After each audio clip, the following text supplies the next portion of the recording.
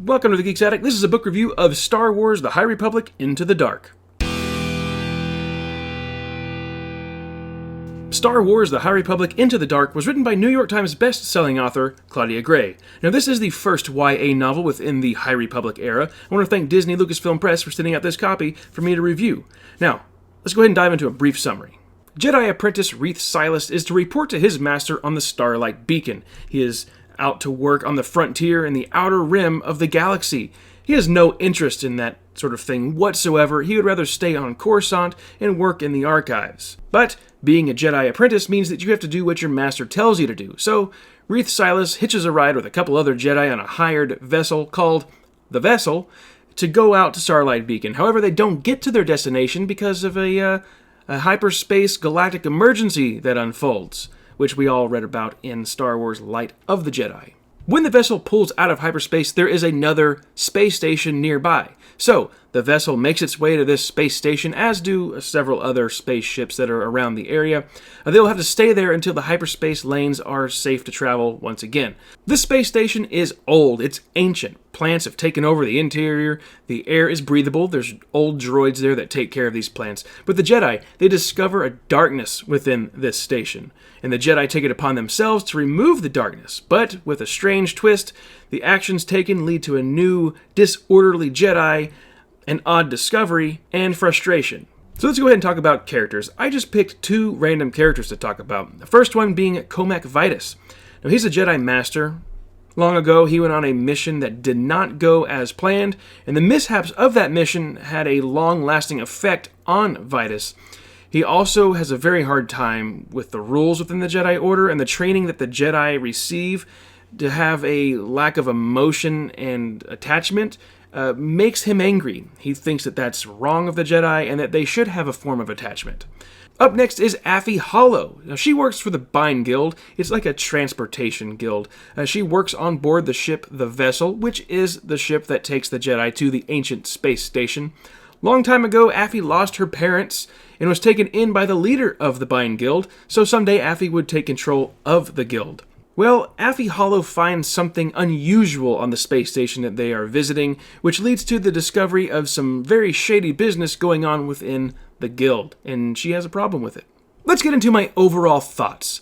This book was actually pretty disappointing.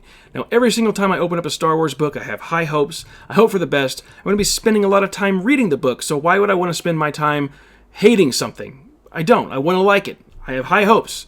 Claudia Gray normally writes a fantastic story in Star Wars. Sadly, this is the exception. Okay?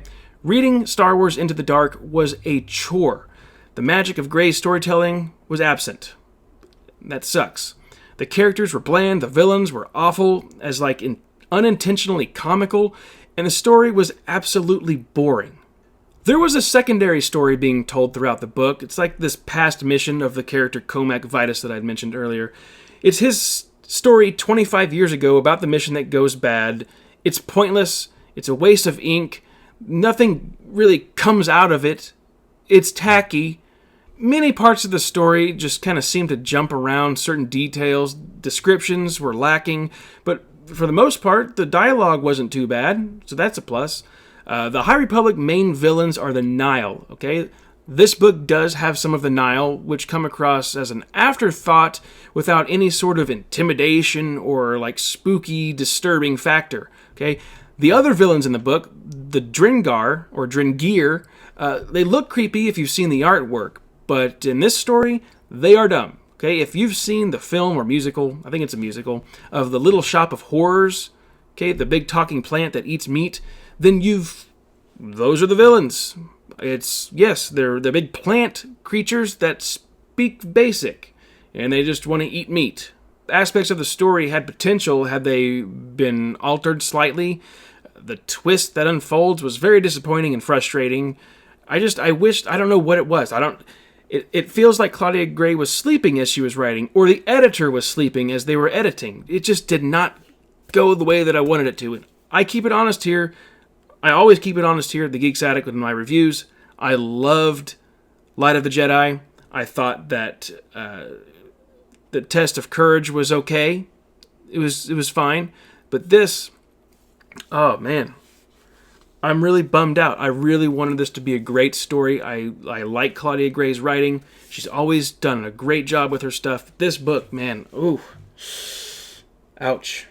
So for the rating, I'm going to have to give Star Wars: The High Republic Into the Dark an F. I did not expect this to happen with a Claudia Gray book. It hurts my feelings. So do I recommend that you pick up Star Wars: The High Republic Into the Dark by Claudia Gray? No. No. Well, that's going to do it for this Star Wars book review. Guys, you can find me across all social media at The Geeks Attic. Have a good one.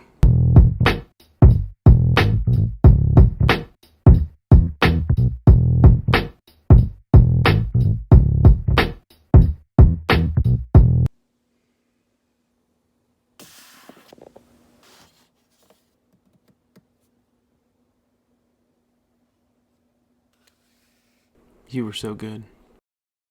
You too. Oh, who could forget you? Yeah, you were fun too.